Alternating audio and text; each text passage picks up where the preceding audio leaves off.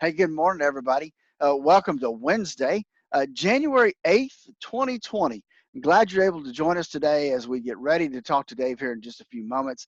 Hey, overnight we had some disturbing news. An airliner was shot down. Well, at least they think it was shot down. We'll talk about that a little bit more when Dave gets on the line here in just a minute. So that has affected our futures, though they have come back substantially from where they were last night before I went to bed. So we'll talk about that, some interesting stuff happening there. And we've got some of our first earnings coming in today. So, hey, stand by. We'll be back with you in just a moment. Field is there at 105.7 Highlands Light FM. Good morning. We're at 8:43 here. That makes it 17 before 9 if you're still on analog, all right? Time to check in on your money, see what's going on Wall Street. Gosh, the rest of the world, which seems to affect it even more. Downtown Sebring we go to the offices of Statler Financial Services. Phillip Statler is on the line.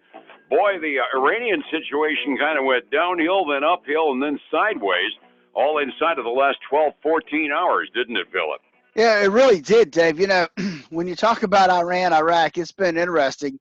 You know, but before I went to bed last night, we had this, you know, where they fired missiles over at, I guess, our bases. I'm not sure exactly what they did, but man, did the futures take a big dump before I went to bed last night. They were all major red. Oh, boy. They fired like 20 missiles at 2 U.S. bases in Iraq. And about the time the news came out, I looked at the futures, and the Dow futures, just because it's the big number and it's more fun to talk about, down by like 400 points inside of less than an hour. Then the word got out that all they did was break some stuff and didn't kill anybody, and kind of went right back to where it was. Well, it did. It was still kind of negative when I woke up this morning. But some of that was, I guess, recently. There was an airliner, a Boeing 737-800, got shot down. It was an Iranian flight. They refused to turn over the black box to Boeing so they can figure out what went wrong. So the speculation is now that Iran accidentally shot it down. So the futures have bounced back up this morning. Yeah, it's just a weird situation. I hadn't heard about the Iranian airliner, and given our track record at accidentally shooting down an Iranian airliner once about 10 years ago, that would be enough to make my teeth on edge. But as you say, the fact that Iran is saying, no, we're not going to tell you anything about that, that kind of means somebody in the Iranian armed forces screwed up, doesn't it? That's my thinking, is that otherwise, why wouldn't they turn it over if that wasn't the case? Yeah, they're looking to manufacture something for propaganda value off of this, but it's a tragic loss of life nevertheless. Nobody knows, but it's obviously everybody's hope right now that Iran sends 20 not particularly accurate missiles over at U.S. bases, breaks some stuff we can afford to fix, and that'll be the end of it, and the president will say, okay, you had your fit, now we're even, and let it go. I think that might be more than we can hope for, but it's always at least a fervent desire, isn't it? Definitely, we can hope, right, that would happen. Absolutely. Now we can go ahead and look at the real world and watch the news like hawks for a couple of days. Economic news this morning came up with some good stuff. The ADP private sector employment number. Last month, private sector job ads, 202,000 according to ADP. That's considerably above what the market expected, and I understand they improved their November estimate too, huh? Yeah, they did. You know, they expected 150,000 for December. It came in at that 202 you mentioned. So a very big gain there. And remember, people probably don't remember, but when we talked about the November number, ADP, it was a huge miss. It came in like 67,000 jobs. Yeah, it was a bump. I remember. Yeah, and so and then we got the real numbers from the U.S. You know, unemployment numbers, and it was not that bad. So they revised their numbers up for November to 124,000. So not near as bad as what they had first reported. Kind of strikes me as you know, checking your checkbook balance and just saying, "Oh, screw it, I'll take the bank statement."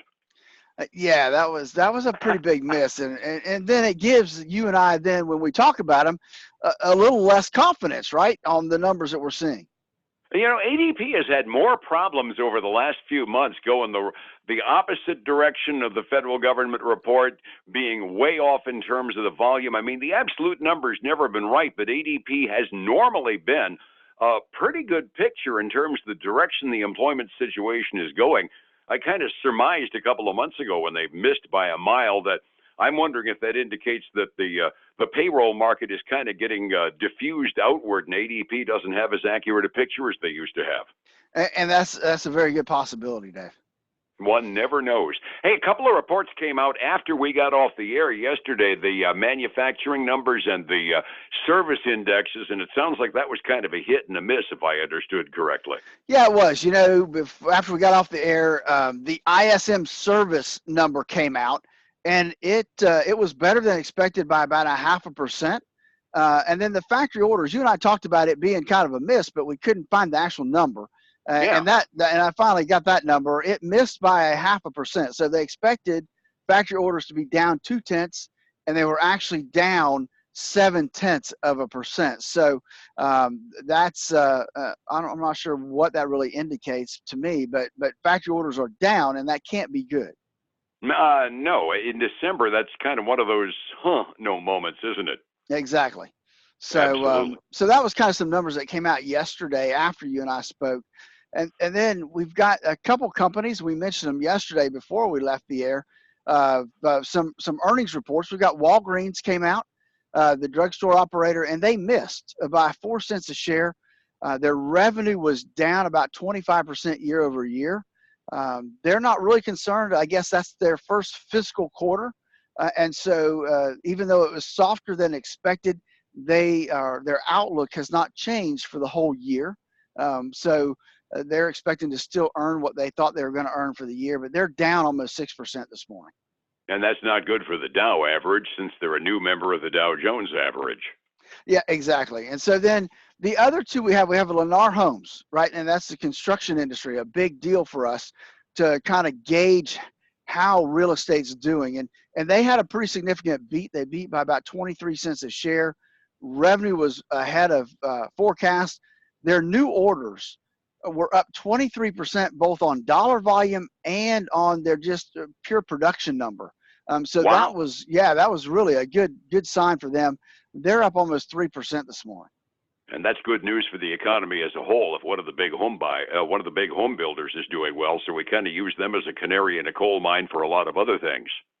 Exactly. And then the last one I have is Constellation Brands, and they are a distillery. They market out a lot of liquor out of there, a lot of different brands, and so they beat by 29 cents a share, a pretty big number there. And so they're trading up this morning about 3%.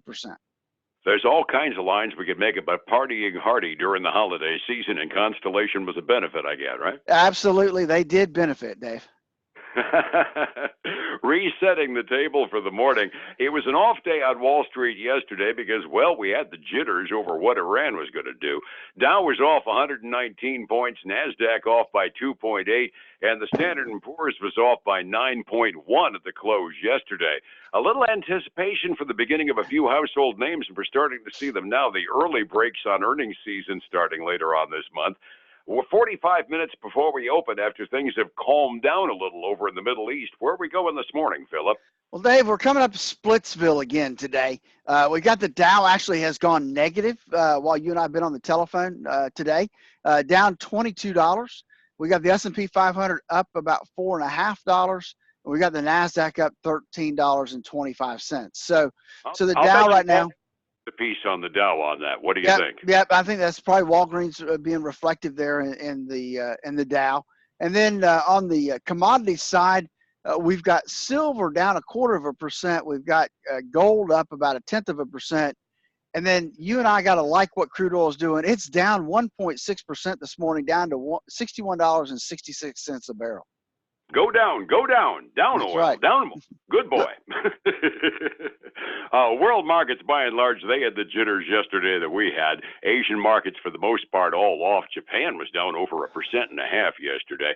Europe is starting to respond to the relatively good news that the Iranian attacks didn't do any serious damage to our property over in the Middle East, so we got a split vote there. England is slightly off, but still flat. Germany trading upward midway through their day. Phillip, this is a weird time to be invested. It's a good time to get some advice for stabilizing my accounts. How do I find you to get that advice? David, give us a call at 863-382-0037. Now is an excellent time. The beginning of the year is always a great opportunity to go through our financial risk analysis through our financial x-ray to determine how much risk you have in your current portfolio. And to do that, like I said, give us a call at 863-382-0037. Catch us online at statlerfinancial.com. And then join us every weekend for the Statler Financial Radio Show, 6 a.m. and noon on Saturdays, 10 a.m. Sunday mornings on your sister station, News Talk 730 a.m. All righty. I do appreciate you, and we'll catch you tomorrow here on Light FM. Fair enough? Sounds good, Dave. You have a great day, and I look forward to tomorrow. Thank you very much. It's 105.7 Light FM and Statler Financial Services, Phillip Statler. Folks, again, let me thank you for joining us today. I hope you got a little tidbit out of our commentary back and forth. And remember, it's a great time to make sure that you don't have too much risk in your portfolio. To do that, give us a call for our financial x-ray review, 863-382-0037. Have a great day, and I look forward to speaking to you again tomorrow.